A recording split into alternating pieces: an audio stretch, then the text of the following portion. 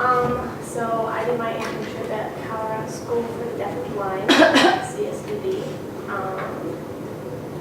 And yeah, I contacted them a year before I started last spring. And I was lucky because most of the time they take interpreting students from that area. They have a community college that they usually take them from. But because I was so early that they did accept me, and I just typed in deaf schools in that area, in Colorado Springs. They came up, I emailed them, I was able to meet with them over the summer, do an interview, and yeah. I had two mentors, Marcy Murphy and Laura Ramos.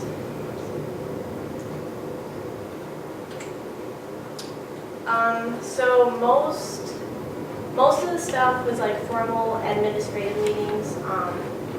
Some of the content could be really tough. It could be technology, it could be budget, it could be all this new equipment they're putting in for the blind students. Some of those were pretty tough. I like the classroom setting a lot because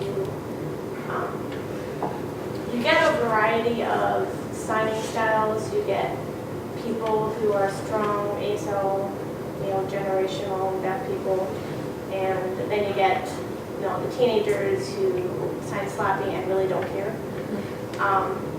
And you get ASL to English, English to ASL. There's a ton of deaf staff members and hearing staff members who know ASL.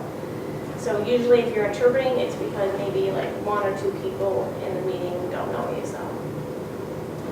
And then we did field trips. We went to places where like an older student between 18 to 21, they would get like a work study job, and we would go kind of observe them and have their teacher would go and do job coaching.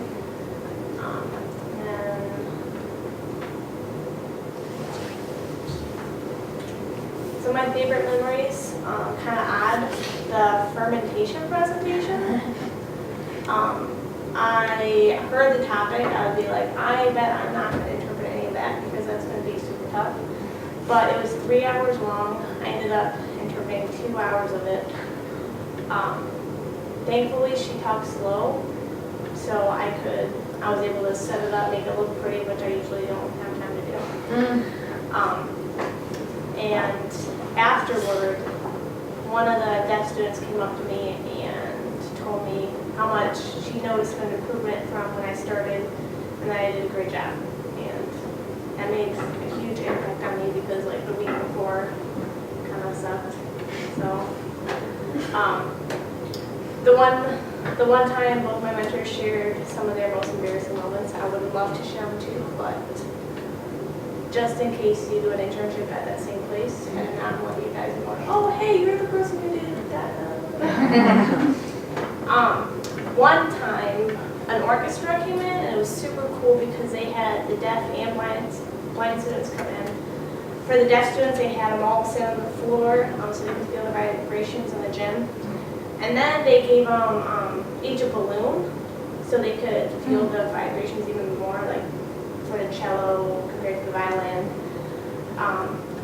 And then for the last song, they let all the kids like go in with all the players, and they could put their hand on the instruments. Like one kid like laid his head up on it. It was, oh, one girl, she put the balloon up to her ear and looked over and told her friend, she's like, I can hear.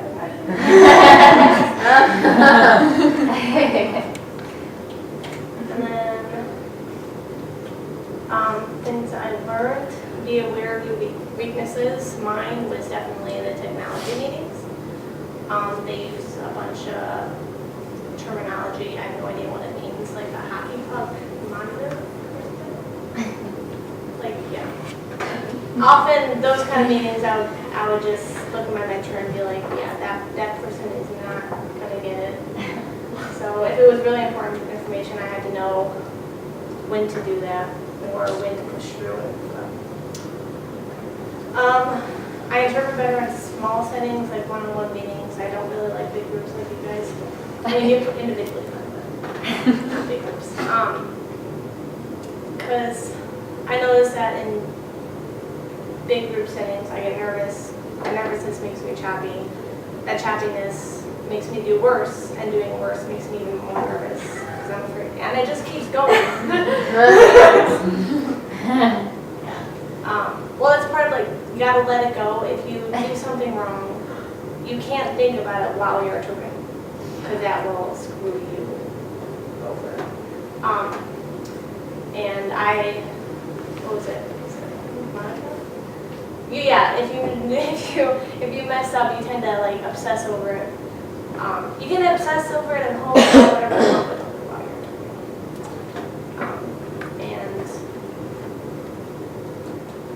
you'll get through it. It's a learning process. We'll get through it. You also got to take care of your body.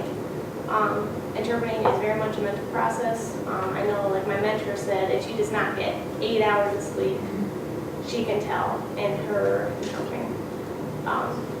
So you definitely have to be awake, alert, take coffee, have a energy. Well, I forgot to put how many hours I did up here, but I did around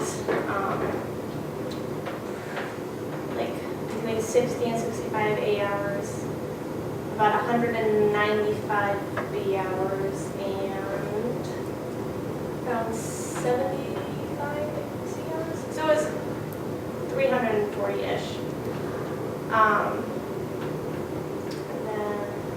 And when am I going to see your completed journals? I left my notebook in Colorado, Okay. so I can have someone take a picture of it and send it to me. I got like 2 more days left, but Right.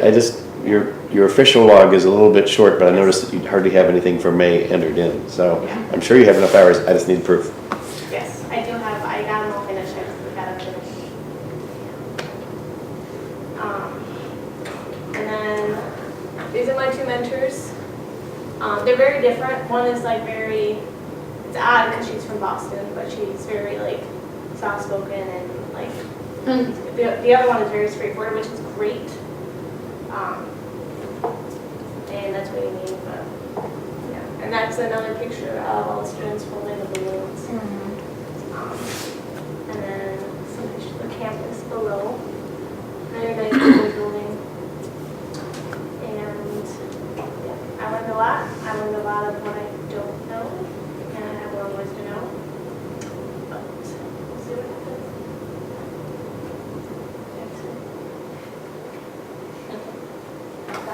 Okay.